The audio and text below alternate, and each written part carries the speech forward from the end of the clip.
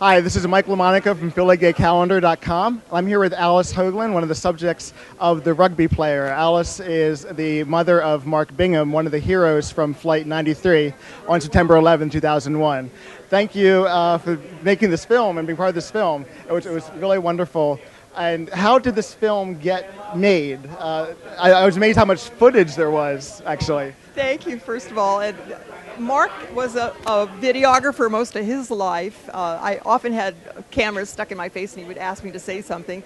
It was a very fortuitous twist of fate. Scott Grachev, the director, was at a birthday party with Todd Sarner, who was Mark's childhood friend, and Todd thought about maybe mentioning Mark to this wonderful TV director. So he told him a little bit about Mark. He said, and he's got a whole bunch of his own videos, and he was one of the guys who was duking it out with the terrorists when the plane went down in Shanksville, and you got to make a film about him. And Scott didn't need any more convincing. He garnered some help from a couple of his other good friends, Holly and Chris Million, and gave the rugby player the professional touch it needed. There's lots of raw footage and lots of remarkable interviews, and it was wonderful to be able to see it, and I'm glad you enjoyed it too. Definitely, thank you. And when I first heard about Mark, and then later heard your story that you're becoming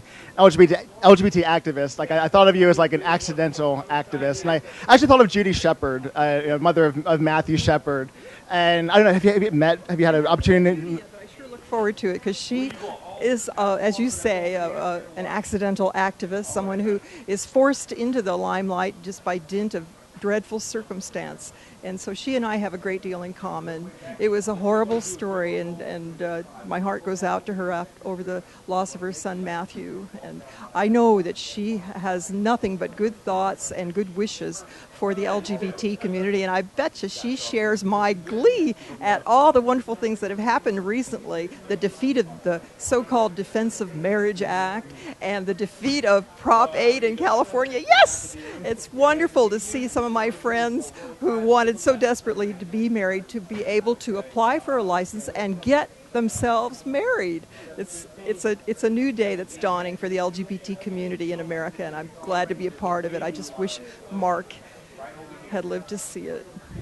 So after such a tragedy, it seemed like it could be so easy just to maintain a private life and mourn in your own private way. What was so important about you being active and being out there, and what was so difficult about taking that journey?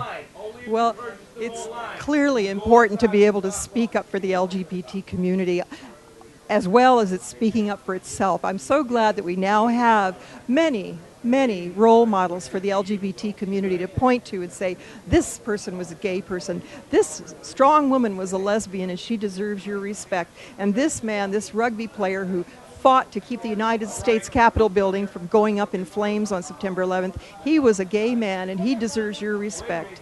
And I couldn't have done anything else but to become an activist. I was destined to be after the life that my son lived, and I'm grateful that he pushed me forward, and it's wonderful to be able to share my life with people who loved him and want to continue to support him.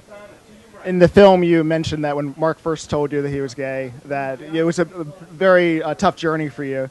What, right now, who knows how many men and women are telling their parents that they are gay? What message do you have for parents out there? Well, my message for parents is that you should give yourself time.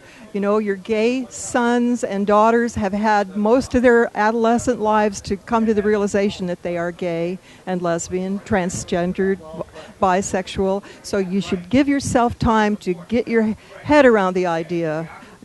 Be gentle with yourself if you're not immediately embracing of it, and work to learn more about what it means to be a homosexual. Throughout history, there have been people, average of about 10% of the human population at any given time is gay or lesbian or bisexual or transgendered, and that's a lot of people who have to find their own tribe after they've grown up. And we need to dedicate ourselves to being gentle and accepting and loving of our LGBT children. All right, Alice, thank you so much again. Welcome to Philly. I'm going to give you another hug. So thank you. Thank you.